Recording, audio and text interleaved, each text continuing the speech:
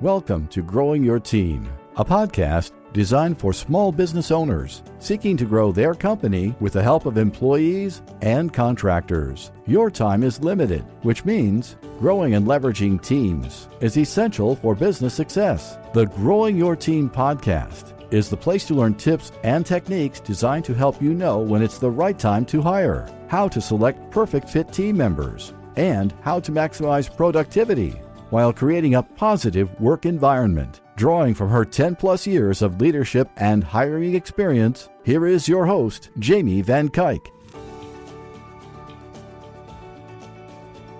Hello, Jamie Van Kuyk here, and welcome back to the Growing Your Team podcast. Today, I have on guest Katrinna Roth. Katrinna is the founder of Chewy Creative, a strategy and design studio that helps badass brands show up as their best self across all digital platforms. Chewy Creative is a diverse studio with a nimble team of creatives and strategists that work remotely across British Columbia. Today, Katrinna and I are talking about her hiring journey. Everything from back when she hired her first team members to going through interns, grants that she used to help pay for her employees, and working with contractors. Katrinna has so much to share about the process of finding the right team member and type of team member for your business, whether it's a contractor or an employee, and how you can decide what you need so you can continue to scale your business. So let's jump into the conversation and hear more about Katrinna's journey and how it can motivate you to hire the right help for your business. Hi, Katrinna. Thank you so much for joining us today on the Growing Your Team podcast. Hi, thank you so much for having me. I'm really excited to be here. Yes, of course. I can't wait for today's conversation. But before we jump into everything, can you introduce yourself and your business? Yeah, so I'm Katrinna. I run Chewy Creative, and we're a little design studio based on Vancouver Island here in Canada. We have a fully remote team of women strategists and creatives, and we help our clients with web design, branding, and social media digital marketing projects. Awesome. I love it. I've only been out to Vancouver once for skiing years and years ago, and I just loved it. It's on my list to go back to. I cannot wait. Oh, it's beautiful out here. I feel like every day I meet a new person that has just moved out this way or has relocated. It's a growing, beautiful place. Yeah. Same here with St. Pete, Florida. People are always moving down here. Complete opposites. We're probably about almost as far apart as you can get and still be be able to drive to each other. So.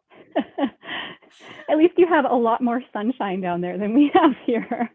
Yes, we definitely do. But I love the sunshine. I love the warm weather, but I do wish I lived a little bit closer to snow so I could go skiing. Oh. Yes. But let's talk about teams. Now, I know when we were talking, you mentioned to me a little bit of the progression you went through to really start having a team within your business. Tell us a little bit about that.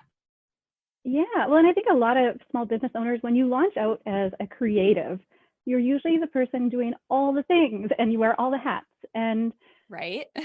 You end up working 24/7. You feel like you're on call to your clients all the time, and it's really hard to create a work-life balance. So, we leave these corporate jobs and we think that we're getting into this really exciting pathway of, choose our own adventure in self-employment. But then it becomes something a little different and it's a lot of work. And when it gets to be too much work, bringing on team members is the only way to really take away some of that pressure. So I got to a point where I was working 7 days a week, or I would stress if I took a day off, and I wasn't sleeping much because all I could think about was what I needed to do the next day. So I finally took a few steps and started hiring, and oh my gosh, was it a process of learning. Right. And I just want to take a moment before you continue on to just kind of reflect back on that. I'm sure myself and a lot of people listening can relate to that. It's what is the saying? you leave a job working 40 hours a week to work 80 hours a week for yourself or something like that. And it's like, oh my gosh, yeah, it's true. Your business is always on your mind. You're always doing something. It's hard to take that time off and step away because if you're not working, nothing is getting done. You don't have a backup picking up your slack. And it's hard as a challenge, but at first in your business, you have to do it because you're trying to get the clients, you're trying to build your business, you're trying to make the money so you can hire someone. And then there comes a point where you're like, I think I can actually get someone on my team and to help me out and make it so I can have that life that I wanted when I started my own business. Oh my gosh, yes, yes. Yeah, and I guess it's having that patience and the ability to just persevere through that first year, whether maybe it's 2 years. I know everybody's gonna be different, but yeah, I jumped into hiring help as soon as I could. And it was about a year mark. And I had this massive roster of web design clients because we offer quite a few different services, and the services that we've offered have really morphed since I started off. People just started coming for web design, and I wasn't selling them at a high enough price at the time. Like, I learned my lesson to raise my prices when I started having to pay other people. Right. It was a real reality shock. Oh yeah, especially when you're looking at that money that's coming in, and you're like, okay, I still want to pay myself from some of this money coming in, but now I need to pay someone else. So wow, that money went quickly. Oh yeah, it is. Yeah, it is incredible. And then you realize too the value. Like I like to think that I pay my team members a really fair rate. And I always, in my mind, I always want to give them more. I always want to charge more so I can keep giving them more because I love the people that I work with. I have lucked out. I know not everybody finds a team that they jive well with. But that first hire, yeah, that was a learning experience. I posted on Indeed, and it was a remote position during the pandemic, and everyone was looking for a remote position. I think I had over 100 applicants within the first 24 hours. And by the time I shut down that job posting for this web design assistant, I was overwhelmed. I didn't know where to start. So it was hard to know what to cull, like whose resume do I get rid of? Which ones do I interview? I think I had a list of 50 that sounded possible. It was overwhelming. Right. And yeah, and I think that definitely happens to a lot of people. I always tell clients, they always ask, how many applicants am I going to get? And I'm like, it all depends. There's different things in the market that could impact it. And different positions are going to get different number of applicants. And sometimes, like one of my clients recently, they got over 100 applicants, I think within the first week. And it was like, okay, where do I start? And it's one of those things, like when you know what to look for, and eventually you'll learn that, you can go through those resumes a lot quicker, where it's like, okay, there might be 100, but I'm going to look at each one like first 10 seconds. Okay, no, move on. Okay, this one's good. Let me look at it a little bit more. Completely. And through that first one, like I realized a lot of people didn't read the instructions that I had left for applying to the job.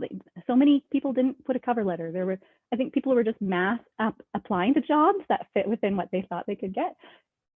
And so I did narrow it down, and I scheduled interviews with 15 people. I don't know what I was thinking, like working full time and 15 interviews. And after that hiring process, I did bring on a part-time summer student from our local college. I was really happy to find a woman working in tech, because we really, really try and support women and diversity in the tech space. And it just worked out really well out of that mass pile of resumes. And so she stayed on and helped me throughout the entire summer, helped me tackle all these website projects, and then she went back to school.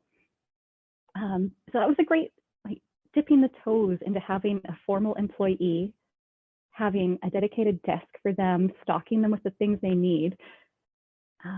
Yeah, a huge learning process. Right. I think you had mentioned that you were able to hire that person through a grant program. How did you come across that grant program? How did you know it even existed? Well, I'm very fortunate that I live like walking distance to our local college, and I've been a student there. I did my marketing degree there many years ago. And so when I became a small business and I knew I was going to start hiring, I connected with them to see what resources were available. And they were really excited to share with me all these grant opportunities through our government. And so I applied, I got accepted, and most because it was a women in tech grant. And they had specifications. It had to be a current student and all these things, a certain age group, but it was no problem. So I had part of her wages funded throughout the term, and it took a long time to get a refund, but it was a really great way to help keep that cost down and pay her a better wage than she might have got taking some other summer job. Yeah, those programs like that, they're available all over the place. So, Katrinna, you're in Canada, but I'm in the US, and here in my city, our county, it's for high school students, but they have a grant funded program where the students actually get paid for internships from it's whatever this grant the county is. So it can actually be no cost financially to the business. It's for summer internship programs. They have some rules around like how many hours the students can work and what they really need to be involved in order to qualify for the program. But it's an amazing opportunity because one of the things is it gives these students opportunities to learn and get hands-on with stuff to help them with their professional maturity and their skills and figure out what they want to go to college for. Helps the businesses because they're getting some help over the summer. But the nice thing about it is because it's a paid internship program, you have students who normally wouldn't be able to do internships because they need to make a paycheck that can then go out and earn money learning over the summer instead of having to work at McDonald's or Walmart or someplace else because they need to earn money. So that's one thing here. And then I know, I don't have all the details around this other one, but I know there's another program locally that for certain jobs in certain industries, they will reimburse employers for part of the training period. So that way, it's like when people are like, but I don't want to take on this person because it's going to be a lot of training. They're like, hey, we'll help pay for that training. So that way you can hire people and get them on your team and we can get people off unemployment and get people in higher skilled jobs and everything. So I highly encourage anyone who's listening, if that's one of your hesitations is, how do I afford this at first? Look into your local colleges, look into your local business organizations and governments and everything to see, are there grants available that can help you pay for someone before the position is producing enough revenue to pay for itself? Yeah, they're so handy. And I would love to take advantage of more grant programs because it really does help when you're a small business. That cost of onboarding and training and that learning curve, it's not cheap. So yeah, she stayed. And then I brought on a graphic designer. So my second hire, she had actually had a resume in the pile when I first did my first round of interviews, and I really adored her and her work, and she seemed enthusiastic. And I had not planned on hiring somebody else, but she reached out to me and started the process to see if I was still looking for somebody because she was looking to build her portfolio. And so I brought her on as a contractor. So a little different. She was in a different province in Alberta, and contracting seemed to be the easiest way to go. So then it was a really great situation. I absolutely loved working with her, and she's now recently graduated and gone on to start her own business and do other contracts. Oh, nice. Yeah. And that's always something too, when you need help with something where you're like, okay, it might not be consistent. Contracting is often the way to go to get that great support that you need when you need it. Completely. And a little less commitment. And so having had those both experiences, I realized, okay, there's value in both. And now I have one contractor that's been with me for quite a while, helping with my social media clients. And it's a great fit with her. She's local, so we can meet for coffees. And I also had another recent grad hire through a grant program that came on January to do a term. Yeah, again, another well-funded grant from the government to help support recent women grads out of the tech industry. So that was great. And at this point, we're thinking of hiring more contractors. Now I look to collaborate with other business owners, other creatives, whether it's copywriters, people that specialize in platforms that I don't design on, SEO strategists. And now I can pull people from my list of potential collaborators and have a beautiful different set of creatives for different projects. Yes. Yeah. And like, I think it's so great to just kind of like reiterate again is, when you want someone who has that skill set in that area, that maybe different platform, not every one of your clients needs it. So it's not a consistent thing on every project, but being able to say, all right, yes, we can do that for you, clients, because we have someone we can pull in to help. And so those contractors work really well to be able to pull in someone to help, but you don't have to worry about giving them a paycheck every pay period. Where then there's other stuff in your business that's consistent. And those things that are consistent that you need someone daily, weekly, is sometimes those things are you more likely to want an employee, because you want to make sure someone always has the time for you. You know you're going to need that help. You know you're going to need that support, whether it's an assistant or as business grows, an account manager or something like that. That consistency is really where the employees should be. Yeah, and that's definitely where we're trying to head now. And we actually did a great collaboration with a copywriter out of Vancouver recently for a website project. And the feedback we got from the client was incredible. Like she called it the white glove service, because she didn't have to write her copy. She didn't have to redesign anything. Like, she just loved that ability for us to take everything on and be flexible. And so now, yeah, having contractors, I love it. I'm going to keep growing that roster of contractors, but our next will probably be hiring on some kind of marketing assistant. I think someone that can take some of the things off of my plate that I, pickle with every day and I don't need to, whether it's checking emails 20 times a day or all those things.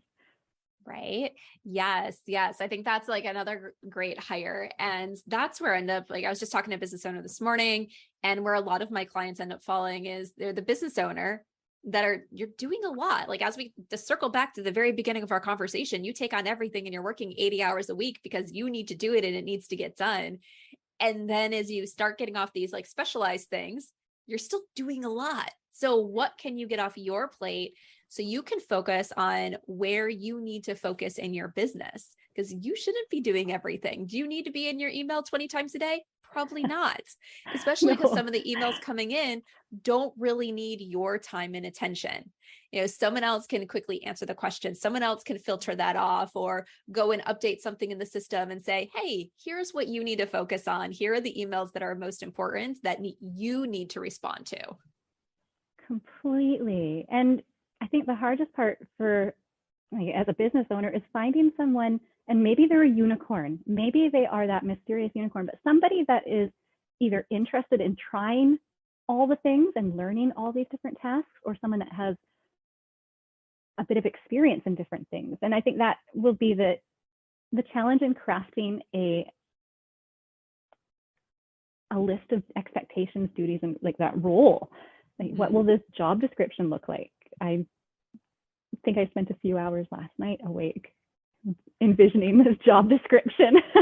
Yeah. And I think that's such a good point, because there's many times where we're like, okay, we want this unicorn who can do X, Y, and Z. And one of the things that I always challenge is, you're going to create that job description. What's the likelihood that someone can do X, Y, and Z and do it well? Yeah. Or is they going to come in and do X and Y really good, and Z is always going to be ignored because it's not their area of expertise, or they hate it and it's going to be what drives them out of the role.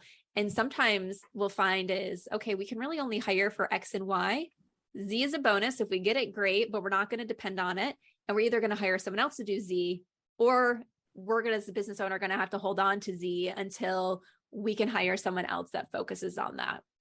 But sometimes things don't mesh well. Other times you'll find that we think it's this like unicorn position and we're putting everything together, but there's a great number of candidates that are looking for something like that want to dip their toes in over here, but this is their great skill set, and they're looking for it, and they've been doing similar roles. Yeah, that's kind of my hope. But I do realize like there is so much value. And I think that was one thing I learned from a previous leader that I've been under, that getting an understanding of what the skill set and what your team enjoys, and letting them do more of that so that they have more joy in the work they do for you, there's a lot of value in that. So even with the graphic design contractor that I had, she was really interested in learning how to do web design. And so I did some coaching for her and gave her some resources that I had invested in to help her along her journey, because I knew there was value in that for her. And then she could help me more. So the more it's that give and take. I scratch her back, she can scratch mine. And yeah, sometimes you're right. Like the only way people to get that experience is to have that weird unicorn job that encompasses a lot of hats.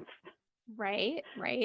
And I think, like you said, communication is important. So figuring out, okay, do they even have interest in this? You know, if you're going to throw things, especially at your contractor graphic designer, and be like, hey, I'd like you to learn this, and then be like, no. But if you're talking to them and they're like, yeah, you know, I specialize in this area, but I'm really hoping to bring on more clients that allow me to do XYZ, you can then send them projects that are in the XYZ area instead of being like, oh, now I have to go find someone new who does this because this person only specializes in this. Having that communication so you know what people want to do and what people can do for you is really going to help grow your business without having to go and find new people to bring onto your team. Oh, completely. And I think that, you know, depending on your job, sometimes that's often overlooked. Like you desire to grow more in one way, but that opportunity doesn't seem to be there. And I know that was a frustration when I was working in the corporate world. I tried so many times internally to move within the company, and I always got nope. So it's a big part of how I try and run my business with my team is, where do you want to go? Like, what is your goal as a contractor or an employee 3, 5, 10 years? And how can I support you to get there? And question about that. So knowing that you wanted to do things in the corporate world and you're getting told no, did that impact your decision to leave? Somewhat. Oh, yes, definitely. I had applied within the industry for positions with other companies, but it was a small industry. And actually, word got back to my current boss that I had applied for a similar job at a different business, and I got reprimanded for that. It was not a very healthy work culture. And that was definitely part of my decision to leave. Wow. Like let's just look at that. Like, okay, so we're sitting here, we're business owners.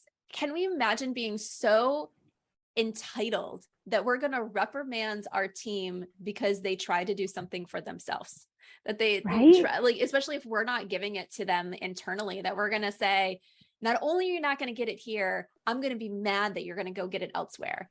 And yes, when employees leave, it does impact us because we do have to refill positions. There are impacts to our business, to our clients and everything that we are responsible for filling in the gaps.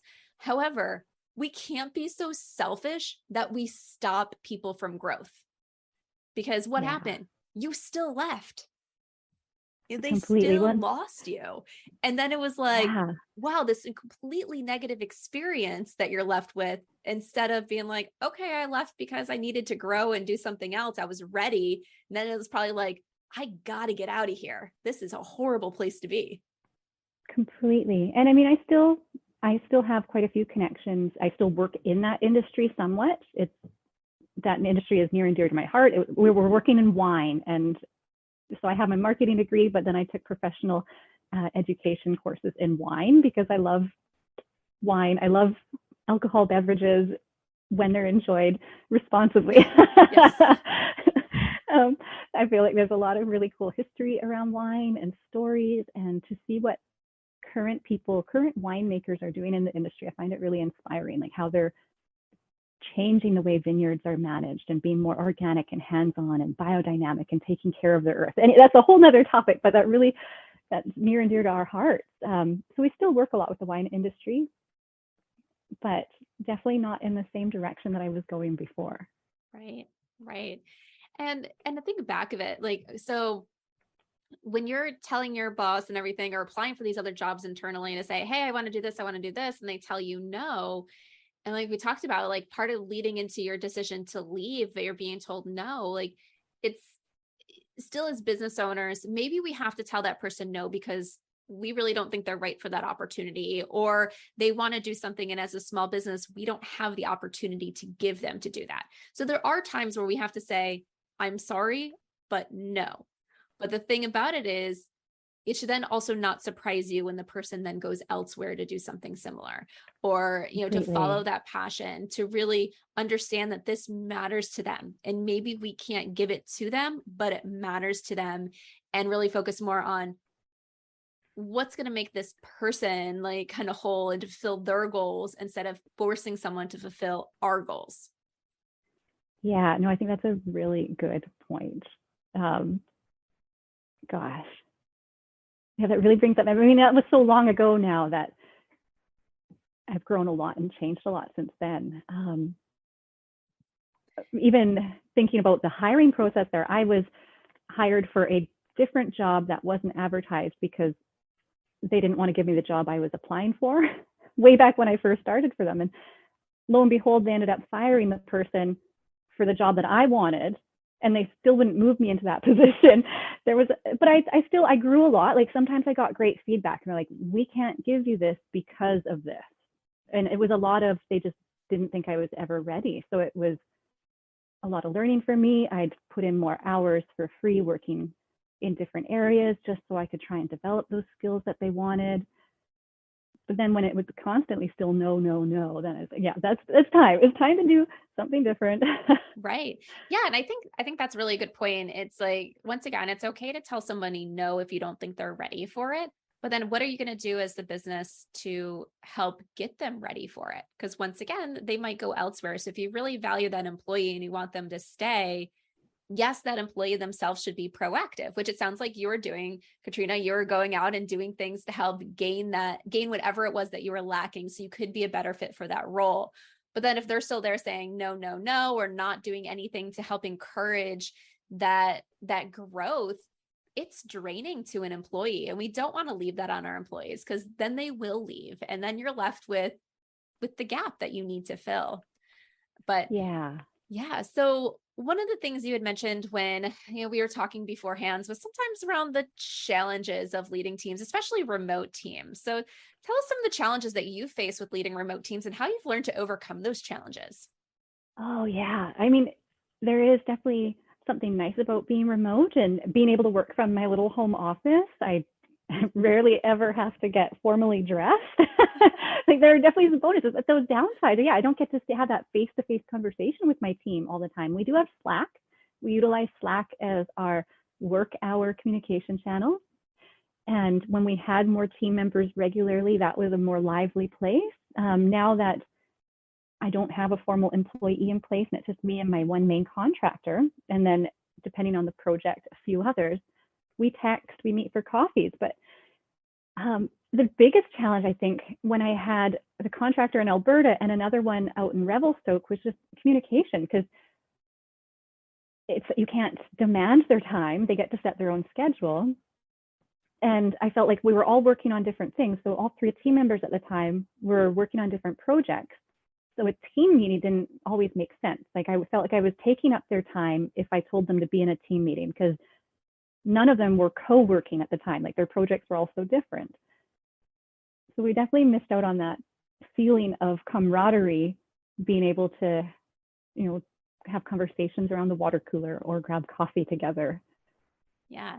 Yeah. And you bring up so many good points, Katrinna, that I think people don't think about all the time when they're hiring a team of contractors is, as you said, like it would have been nice to have these team meetings, but they weren't a team. They weren't working on projects together. They were doing different things. And you recognize the fact that it wasn't necessarily of value to their time and what they were doing for you to force them to come all together in a team meeting. Yeah, there was value for you wanting to like build this team and have this open communication, but it wasn't necessary for the projects that they were on. And that's one thing we have to remember is like when we hire contractors, we are hiring other businesses to help support our clients and support our businesses. They're not our team. They're a part of the extended group of businesses that work together to fulfill our needs and goals. So you did the right thing in being like, I can't bring everyone together. But I feel like there's so many people who try. They do these team meetings with their contractors, and some of the contractors are like, why am I attending this meeting? This has nothing to do with me.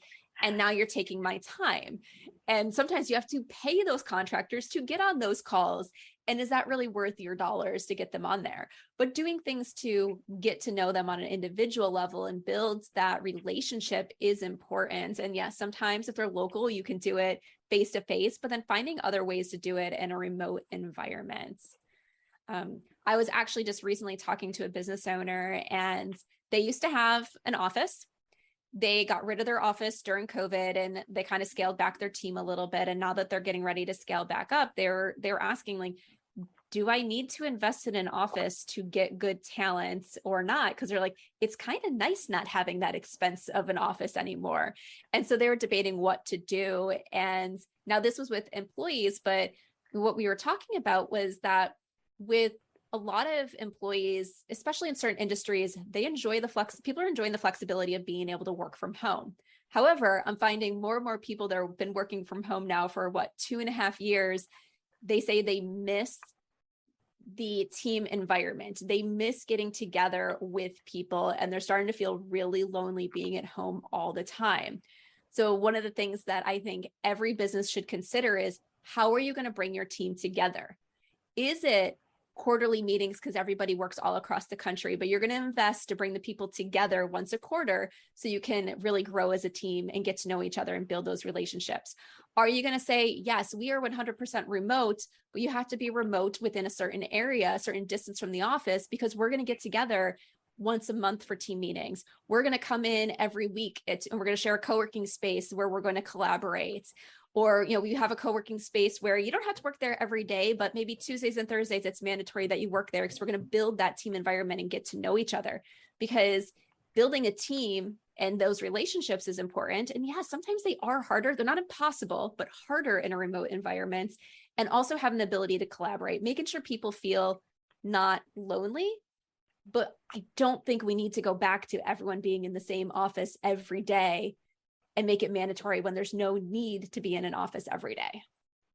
Completely. And I think you brought up a good one. Like, the co-working space is a really awesome resource. And that's something we're looking at as we bring on our next hire, is getting a dedicated desk at our local co-working space. And I mean, we live in a small community. There was one co-working space ages ago that shut down, and we now have a new one that's doing really well. And it's a beautiful space. They've rebranded. So we're really excited to get laptops, because I can't really take my 2 screens and my desktop with me. But to get a laptop and have a dedicated desk that we can all meet at, our future team, yes. for regular meetups. And yeah, maybe once a week, maybe once a month. And yeah, build the team that way, because yeah, having an office space permanent is a big expense. And I think I would miss my dogs if I had to work outside of the home all the time. They'd probably miss you too. Like, what happened? Where'd they go? Right. Yeah. But I was for me personally, my first employee that I had, she was local. So when I hired, I said, okay, we'll get together every once in a while, but then we didn't because of COVID and everything going on. And during the time she was working with me, I was also doing a lot of travel and everything, that it just really didn't make sense. There wasn't a need for us to necessarily meet.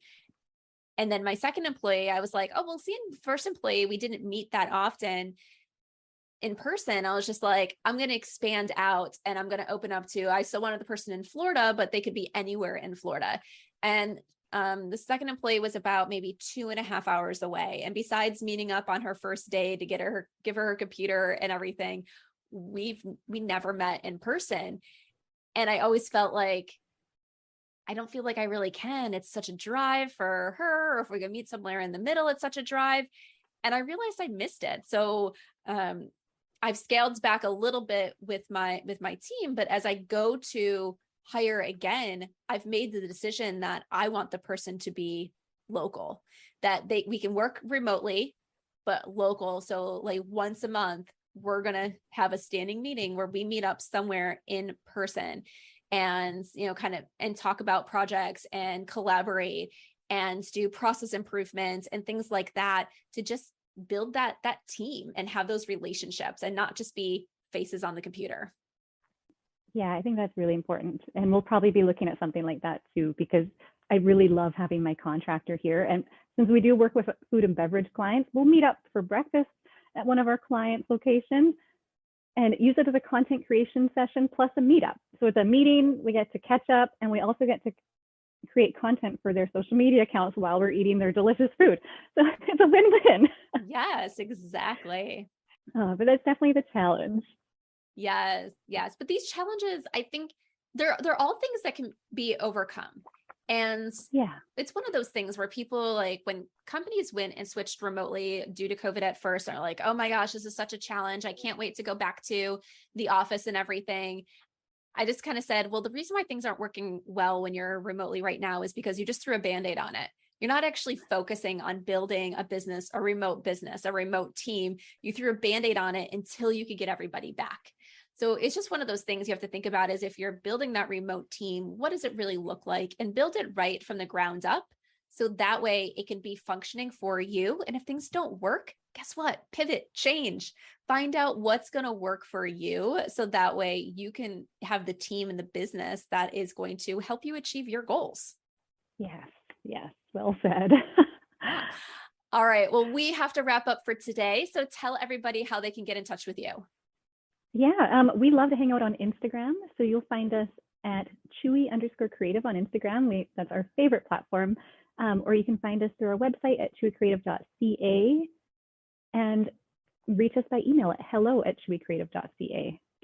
Awesome. And all those links will be in the show notes as well. So last question that I love to ask all my guests. We have all had leaders or managers that have stood out to us, whether in our personal life or our professional lives. So think of a leader or manager that has stood out to you and share one thing about them. Yeah, one of my favorites from the wine industry days and working in corporate, I worked under her wing from the day I started at this company, and she was like a mother figure. She was a very understanding leader. She was very to the point, but also very understanding. And I think I loved that balance of like business and family feeling. She kind of embodied both of them. Good. Yeah, I think that's so important. Is we spend a lot of time at work, and being able to have a little bit of that family feel when you're there, to feel like people actually care about you and everything, really makes a difference. I was actually just talking to someone earlier this week, one of the students that I mentor at a local college, and we were talking about how businesses are different now. It's not so much suit and tie that you go in and it's like, okay, here's business me, then here's personal me on the outside. There can be a blend, and there's still that side of professionalism when you go into work, but it doesn't have to be just all work. We can bring our true selves and actually build those family type relationships in the office, because a lot of us want that. We need it. We want to feel valued. We want to feel that people care about us.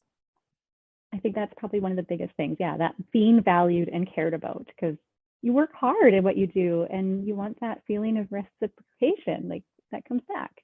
Yes, exactly. All right. Well, that brings us to the end. So thank you so much for joining us today on the Growing Your Team podcast. Thank you for having me. Are you ready to hire a new team member for your business, and you want to ensure you hire the person who can succeed in the role, make you happy, and positively impact your bottom line? Then set up time and let's talk, because this is exactly how I help business owners like you. When you go through my hire framework, not only will you learn how to attract candidates who have the passion you desire, but you'll be able to identify and select candidates who have the skills you need and can succeed in the role. Going through this consultant process not only helps you find the right new hire for your current open position, but it teaches you how to repeat this process with every new position you add to your company as it continues to grow. So if you're a small business owner who is ready to hire, has a rough idea of the position you need to add, and you're tired of going through the hiring process only to end up with bad fitting team members, then let's talk. Send me an email at jamie@growingyourteam.com. That's Jamie, Jamie, @growingyourteam.com, or head on over to growingyourteam.com/jumpstart and let's talk about your hiring needs. Thank you for joining us for this episode of Growing Your Team with your host, Jamie Van Kuyk. Be sure to subscribe and head on over to growingyourteam.com to connect, access the show notes, and discover more ways to hire and leverage your perfect fit team.